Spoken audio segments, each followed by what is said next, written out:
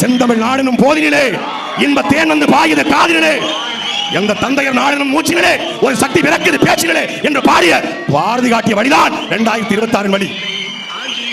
உங்களுக்கு என்னென்ன புதுசா கடப்பார கிடைக்குது. அதனால உங்களுக்கு நன்றி கடன் பட்டிருக்கேன். அதுக்காக நான் அரசியலுக்கு வந்து ஏதாவது செய்ய போறேன்.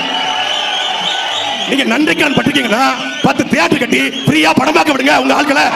Bahamas bro, what bro, this is very wrong bro. அதே தியேட்டர்ல இருந்து வந்தவர் தான் அண்ணன் சீமான்.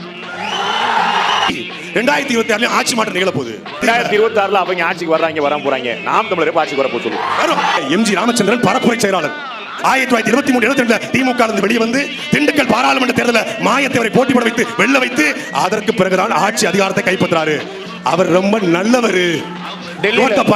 டெல்லியில அரவிந்த் கெஜ்ரிவால் எத்தனை வருஷம் போராடி வந்தாரு சொல்லுங்க. இவரு தொட்டப்பட்ட ரொட்டு மேல முட்டை பரட்டா, தொட்டுக்கொள்ள சிக்கன் தரட்டா. அங்க அவர் பாடியது மக்களுக்காக. தம்பி காஞ்சியிலே நான் படித்தேன். எம்ஜிஆர்லாம் அன்பே வாழலாம் பாடவே இல்லையா?